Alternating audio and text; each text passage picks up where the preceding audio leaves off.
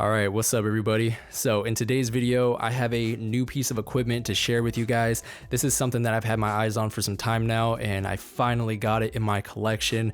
I use plugins that tried to emulate it, but now I have the physical hardware in my setup, and I'm very stoked to start implementing this into my workflow. So I figured what I would do is show you guys this thing in action. I noticed on YouTube a lot of people haven't used this with rap. In fact, I haven't seen a single video where anyone has actually demoed this with rap. It's always been rock, so I figured why not be the first person on YouTube to demo this thing and show you really the power of it in a rap environment. So yeah, let's go ahead and get into it. I'm gonna show you guys what exactly I got and just demo it and let you guys see for yourself just how amazing this piece of equipment is. So let's go ahead and get started. So the piece of equipment that we're gonna be demoing in this video is the KT76 by Klark Teknik. I don't know if I'm gonna be able to get this in the whole shot, but basically this is a compressor that is replicating the Uri 1176. And if you guys have been doing this for some time now, most of you will understand that that is a legendary compressor, and it's my favorite compressor. And every time I am post-processing, that's the #1 compressor that I use. Sometimes I don't use an LA2A, but 100% of the time I use an 1176. That is my favorite compressor. This one that I got was only $300. Now it sounds a little questionable whether or not it's going to actually be up to par, but believe me, this thing is absolutely amazing. I did my research before I went with the Klark Teknik, and really there was another brand out there that I had my eyes on. It was the Warm Audio 1176, Warm Audio 76, whatever they call it. It's the 1176 by Warm Audio. That's like your other, I would say that's the competing one with the Klark Teknik. And again, it's affordable. It's like used, you can probably get one for $300-400. So not that bad. And really the biggest difference between the two, from what I understand, is the Warm Audio one has, well, obviously its name, it's a little bit warmer sounding, a little more gritty. This one, from what I heard, is more transparent. It still gives you a nice like warm tone out of it, but it's not as harsh, I would say. People have described it as just being more transparent. This is going to convince you to go out and buy either one.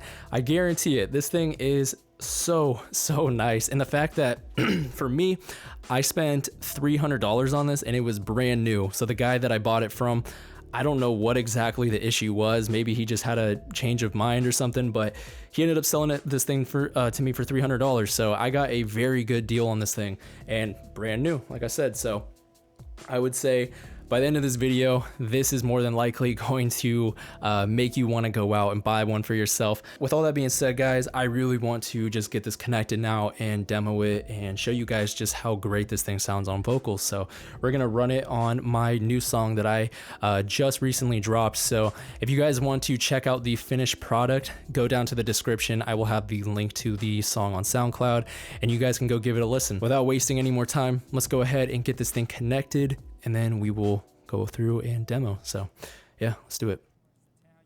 All right, what's up everybody? So I'm gonna give you guys a little bit of a commentary over this and just kind of explain what I'm doing in the video. So right now I'm setting up the meter so that I'm getting accurate results. To do that, you click on the gain reduction, and then you want to dial your needle down to 0, so it's right at 0. And then from there, now your system is calibrated and you can start to use the device. So I'll switch to +4 for the VU meter, and then you want to dial in your gain so that you're not peaking any higher than 0. This is just going to ensure that you don't get any distortion when you're limiting. So that's what I'm doing right now. After I got it all figured out, now I'm going to switch into gain reduction. I usually use a fast attack, fast release, a 4:1 ratio, which you're going to see I use. Yeah, so now I'm using the 4:1 ratio, and I'll just kind of dial in my gain reduction. So that I'm getting anywhere from about maybe 2 to 3 decibels of gain reduction. And then I'll use the makeup gain to compensate. So it's really straightforward. These things are very easy to use and get great results right away. So absolutely love this compressor. I'll be quiet for a second so that you guys can just hear what it's doing to the vocals. Where you are in these parts of town, you might get lined and shot, or worse, In the back of a cab, in the bottom of the river, in a black hefty bag. I got my hopes up, I'm living in a fairy tale. When those shots fire, those dreads swing like a carousel. Sell drugs to the next door neighbor. I used to cross off names just to do him a favor. Let me ask you, would you sell? So whenever I'm using these things, what I like to do is after I found a sound that I'm comfortable with and I'm starting to get to that point where it's shaped well, what I'll do is I'll switch to the +4 for the VU meter, and then I'll just kind of dial back on the input gain to make sure that I'm not peaking or anything. So really, really easy to use. And then in this clip, I am now using an 8-to-1 ratio, which is pretty high in my opinion. I would never personally use this on vocals. This would be more like a stylistic choice in my opinion, but 4-to-1 is perfect. I find that that's probably like the best compression ratio for vocals. So I typically never would go higher than a 4-to-1 ratio on lead vocals. So for this one, I think I'm getting about, again, probably 2 or 3 decibels of gain reduction, and just making up for that with the output knob. So they're so easy to use. That's the one thing. It's so just user friendly. And even if this is like your first time getting into using outboard gear, and or at least just using an 1176, you'll pick it up right away. It's very, very easy and straightforward. It's a long way home, so watch where you are. In these parts of town, you might get lined and shot, or worse. In the back of a cab, in the bottom of the river, in a black hefty bag. Fire, those dreads swing like a carousel. Sell drugs to the next. So in this clip, I'm now using a 12-to-1 ratio, and you'll hear it right away. It just sounds very squished, and there's no dynamic range. This is more if you're going to do something stylistic like sidechain compression, otherwise known as New York compression. If you're going to do something like that, a 12-to-1 ratio is in my opinion where I would stop. I would stop right at a 12-to-1. I would never go 20 or all in. That's just going to be way too grungy sounding. I would typically just do a 12-to-1 ratio and just shoot for like 7 to 10 decibels of gain reduction. So I'll be quiet for a second so that you guys can just hear what's happening.